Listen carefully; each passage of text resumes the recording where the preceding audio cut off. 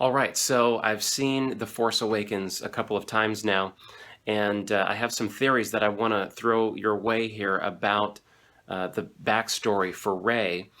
And right out of the gate, I want to say here that providing a kind of a storyline about what possibly is going on here with Rey and her appearance, and what does this mean, also ties into some other larger storylines.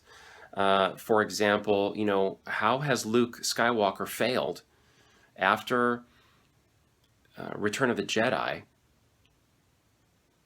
And what is wrong with the Force? Now, these are really big topics, and so I'm going to try to avoid them and really focus in on these theories, so that we can kind of get to it. And I may touch on those things maybe in another video.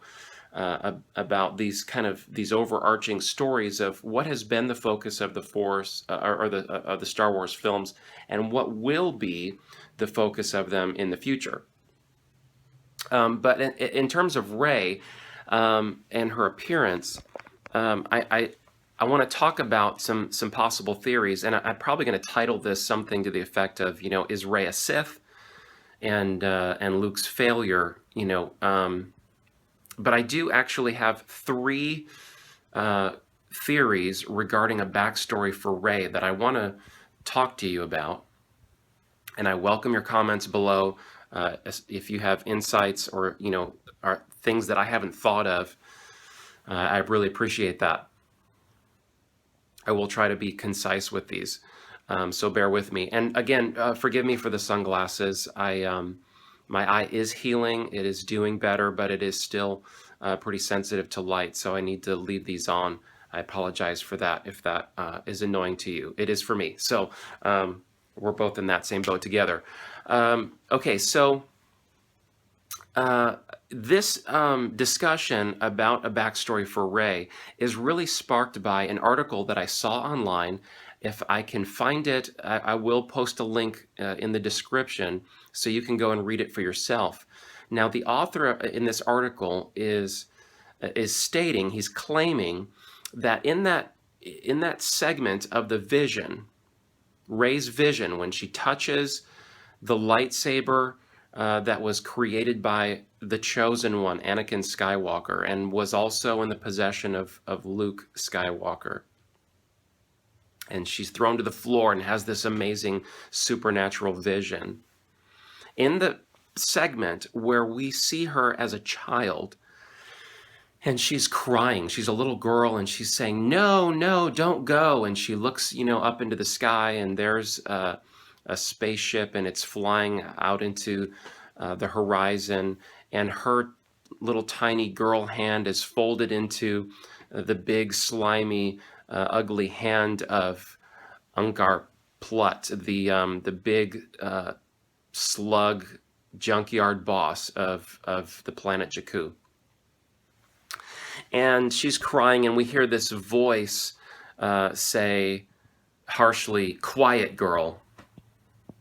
Now, the author of this article was claiming that that voice, while the hand did belong to the junkyard boss, the voice was the voice of Lorn San Teka, but it had been tinkered with to throw the audience off. Now, I'm not so sure that I actually believe that.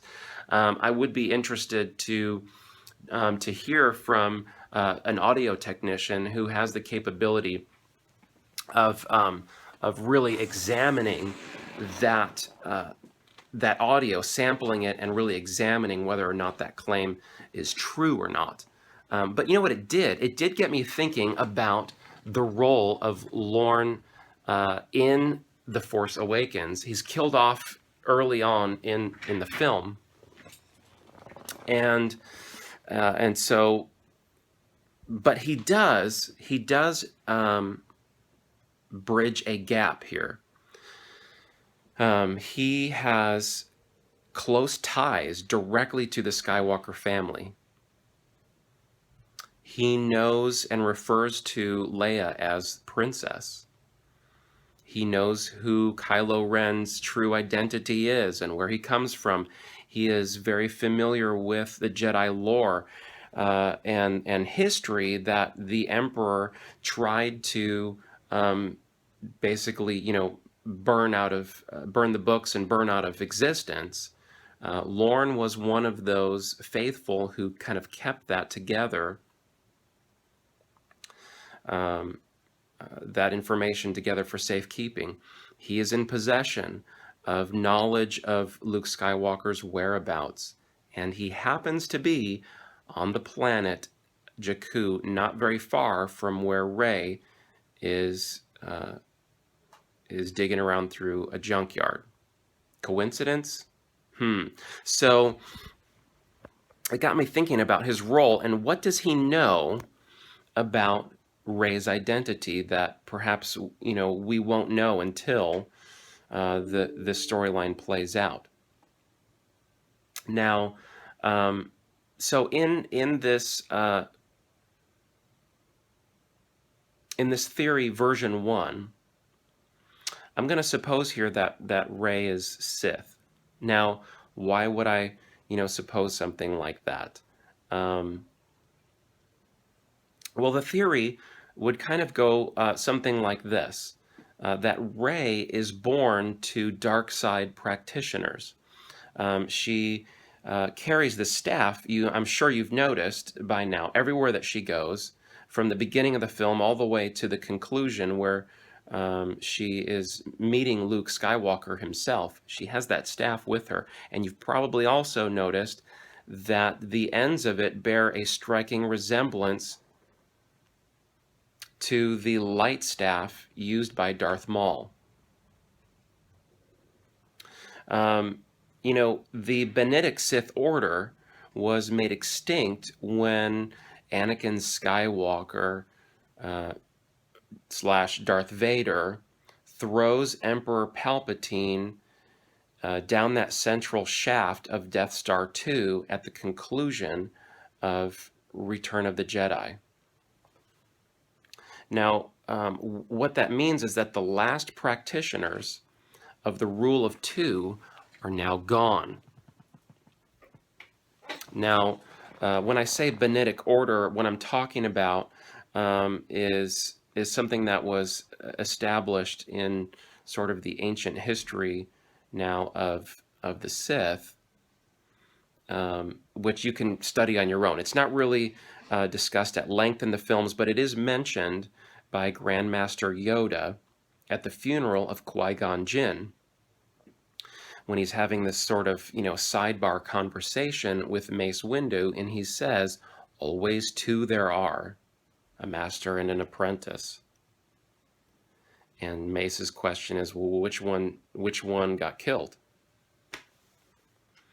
So this strict rule of two is mentioned in the films, which are now, the canon Star Wars storyline.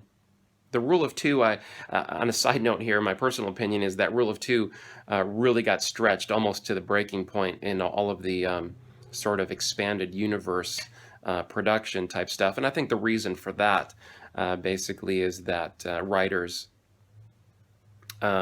saw some very cool characters that wound up on the editing room floor, if you will, as the films were approaching production.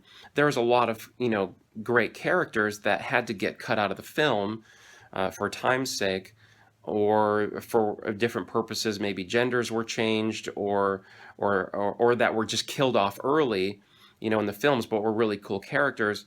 And the expanded, expanded universe writers were like, oh man, we lost a lot of stuff here. Let's try to bring them back. And they really wound up stretching that rule of two. But that's a side note there. The reign of Darth Sidious and Darth Vader has ended. It's been broken. And I want to conjecture here that new emerging dark side users see the Benetic rule of two as a shortcoming. something that needed to be eradicated in a new era, for obvious reasons. The Sith religion is pretty much wiped out at the conclusion of Return of the Jedi. So, if there are Sith practitioners or dark side users who are hoping to see the Sith religion reinstated, they know that they have no hope to do so, without some sort of a 1,000, 2,000 year plan here, unless they set aside the Benedict rule of two and say, hey, we got to do something different here. The whole entire religion has just gotten wiped out. If we're going to have a Sith religion, then we need to do something different here temporarily. Now, that could create a backdrop for the appearance of Rey if she is born to dark side users. Now, in this theory, if she's discovered by Luke, he's going to be motivated to stop the corruption of a powerful, force-sensitive child. And he's going to want to intervene by separating her from the corruption of a Sith influence. How would he do that? Well, maybe he's called on an old friend named Lor, who is faithful to the Jedi, who's faithful to the Republic. And then in the process, Ben Solo hears about Luke's plan, and then perhaps feels that this is heartless, that this is cruel on Luke Skywalker's part, or just misguided and wrong. And at this point, I could see Snoke sensing some daylight here in between Luke Skywalker and Ben Solo. It takes advantage of a division, luring Ben to betray Luke and the Jedi Order, with something to the effect of, Luke fears this child because she is Sith, and Luke knows that the dark side truly is more powerful, that Luke is oppressive, that the Jedi religion is cruel, etc. And so in this setting, what we could have is a female character in Rey who starts out on the dark side, but winds up joining the light side. And I think that this could be pretty cool, because then now she's confronting a male character who started out in the light side but is now transitioning into the dark. I think that if this is the case, that from a literary standpoint, this is a cool arc, where the two of them are transitioning from totally different places here, and they are conflicting on along the way with each other. And you know what else?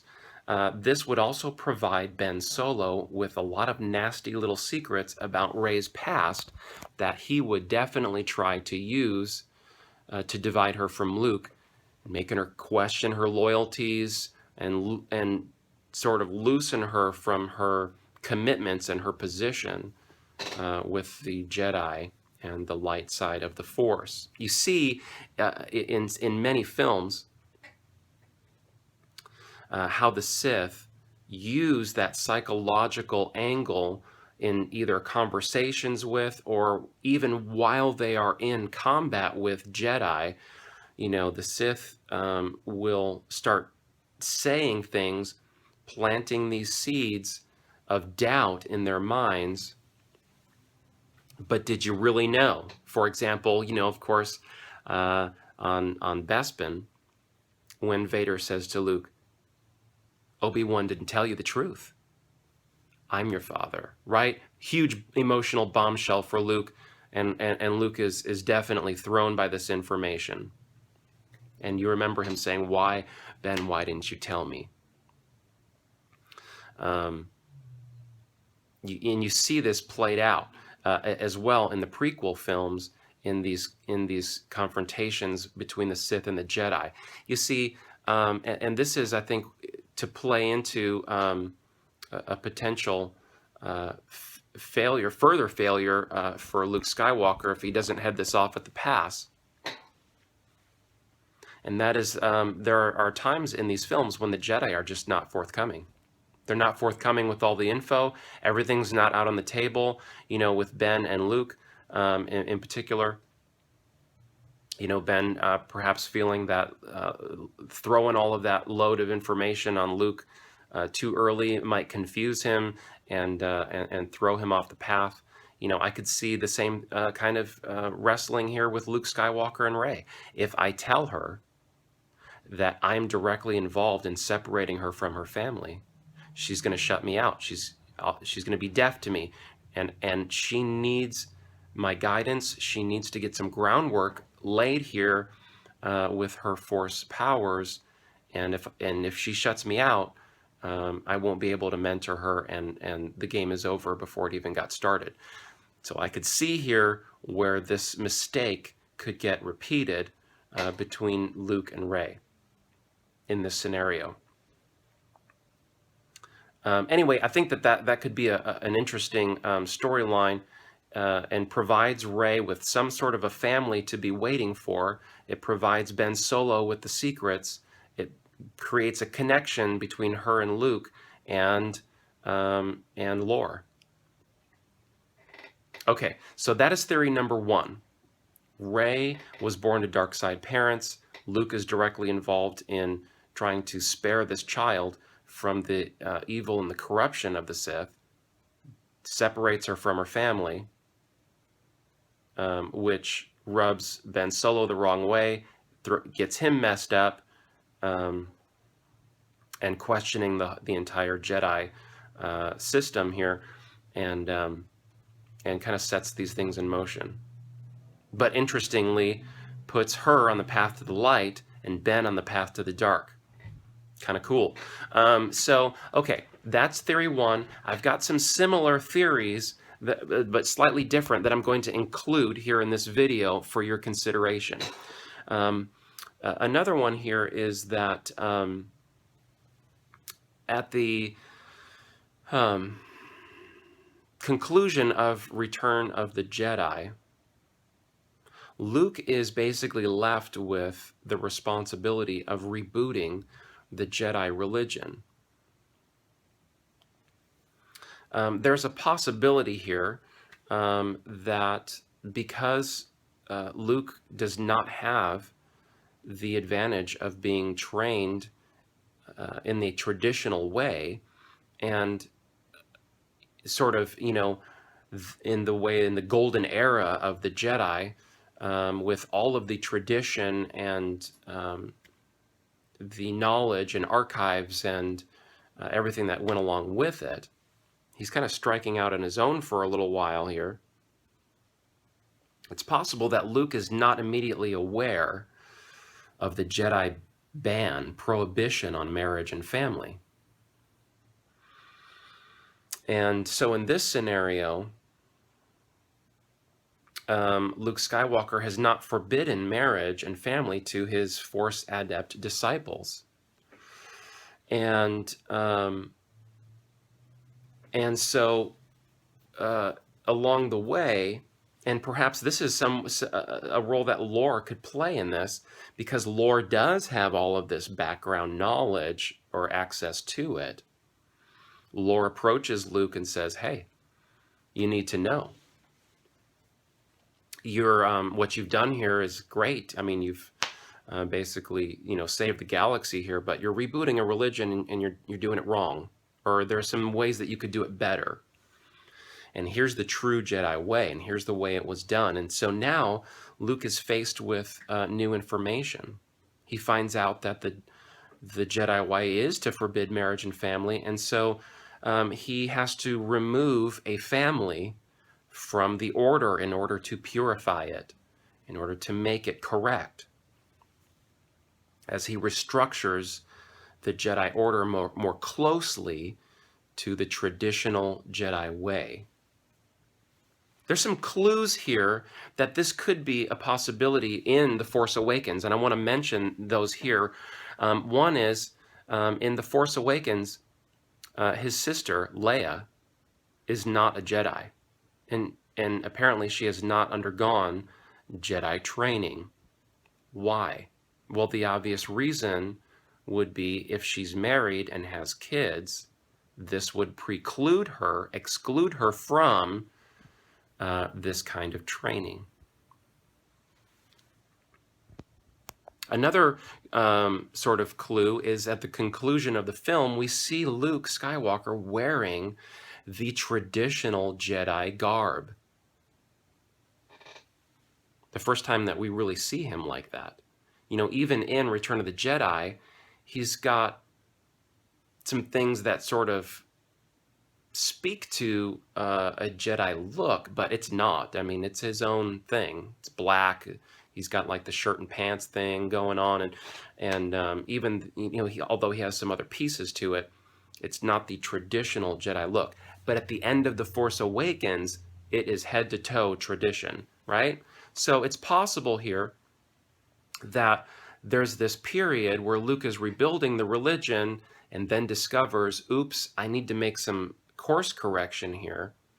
And a family now gets asked to leave the Jedi Order, who were at the time were being embraced. They had a child or children together, and one of these being Rey, and now the family's being asked to leave. You know, maybe they took that in stride. Maybe this is an honorable family, and they embraced and accepted this new information, and said, hey, we're disappointed, but we get it, and we want to secure the correct future here, and so we're going to do the right thing and step out of the way. Maybe they were really offended by it. Either way, you could see that Ben Solo would see this and feel that it is heartless and that it is wrong.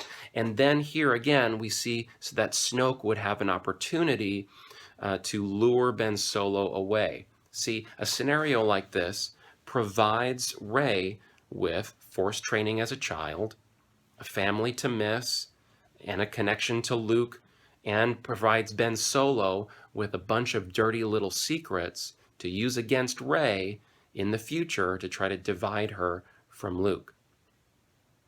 Okay, that's scenario number 2. I'm going to give you another one here. Bear with me. Rey is born to a student of Luke's in this scenario. In this scenario, Luke is fully aware right from the get-go about the Jedi prohibition on marriage and family. But he has a student who pulls something along the lines of what Anakin Skywalker did, and has a child, tries to keep it on the down low, and it comes out. You know, like Han Solo said, listen, women are always going to find out the truth, right? So the truth comes out.